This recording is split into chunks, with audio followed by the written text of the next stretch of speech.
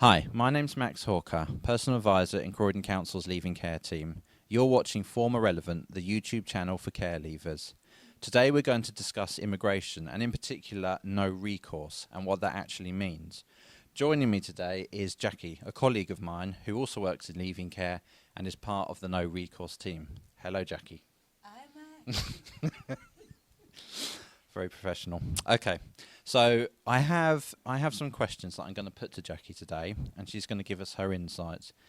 No recourse is quite a complex subject, and it's something that even as professionals we're learning about on a daily basis. But let's try and get some clarity on what it actually means. So, Jacqui, first of all, we hear the term no recourse to public funds quite a lot in relation to immigration. Can you tell us simply what the term means?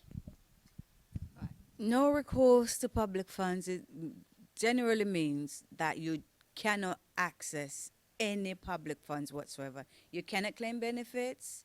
You cannot have access to certain medical services, certain dental, including dental, opticians, and stuff like that. You cannot get housing, like I said, and you cannot, claim universal credits, income support, all those credits or benefits you are not able to claim because of your your no recourse status. Okay, and with no recourse, is it just a blanket term, or are there different subsections, if you will, to no recourse? Different types of no recourse.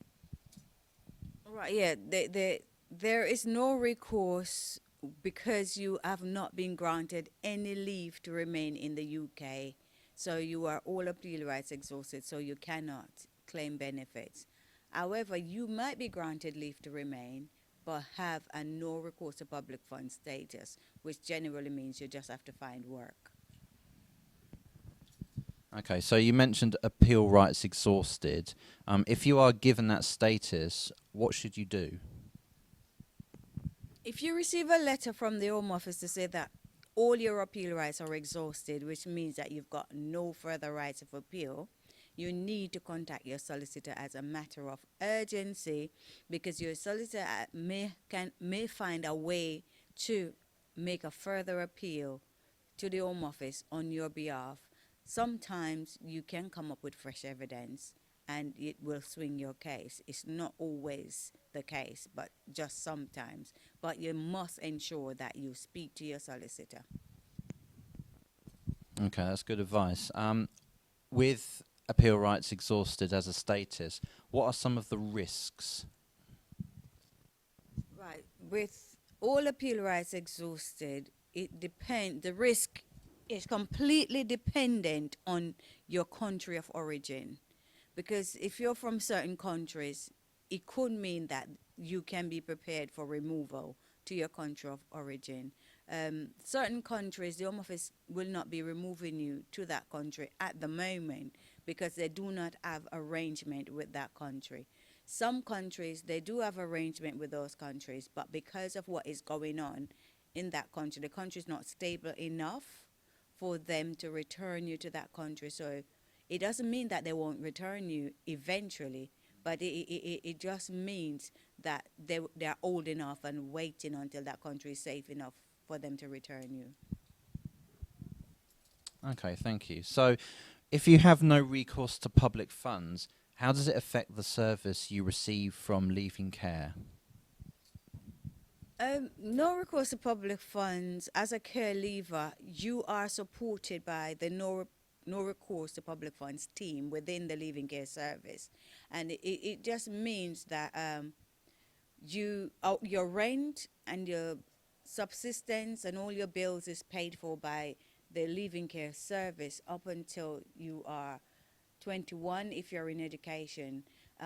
That might change when this new bill comes into effect, change up to 25, but also again, it might change when the new immigration bill comes into effect. We do not know when that will come into effect.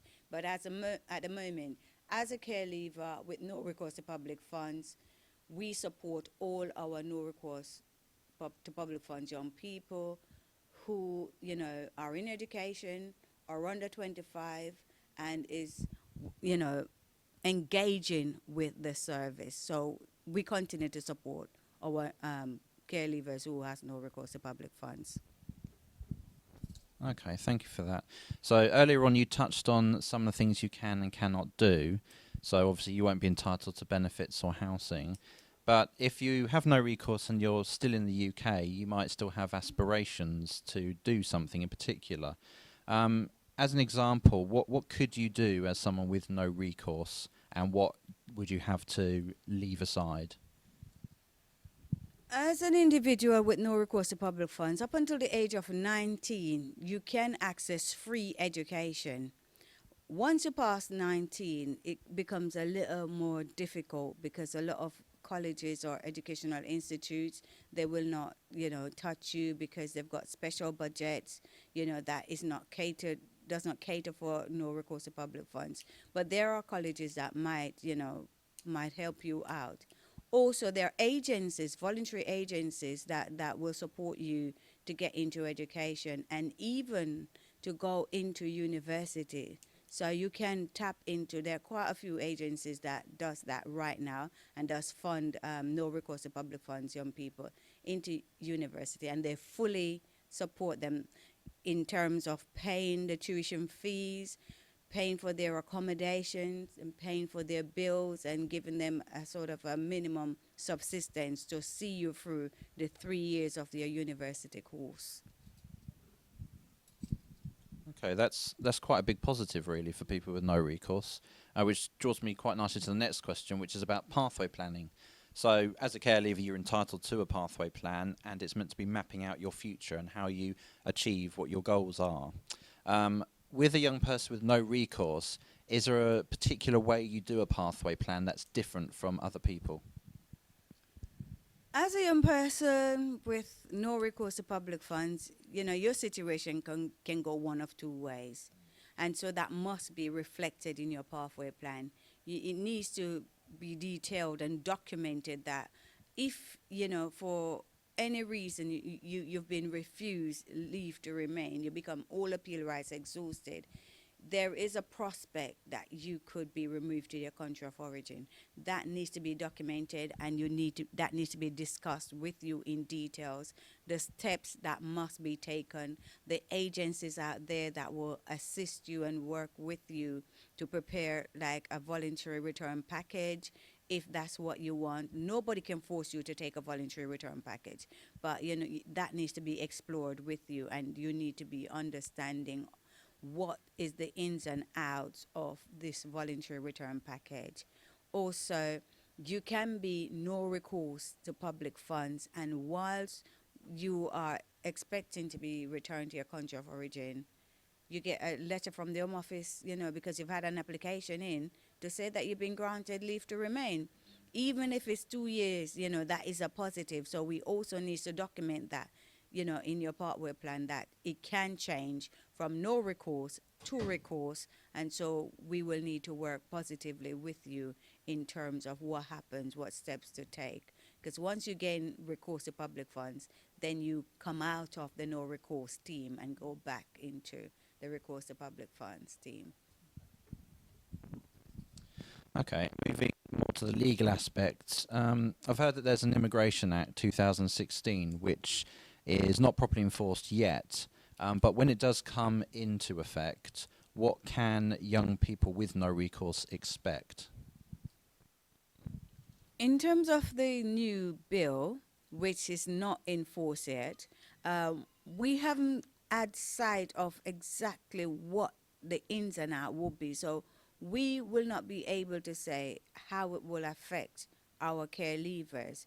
We know that the bill was geared towards no recourse to public funds young people and to move them on faster than before, and to sort of cut services to them quicker, but as to the ins and outs of it and how that is going to be implemented, we're not sure. We still are playing a waiting game as to what's happening with this bill.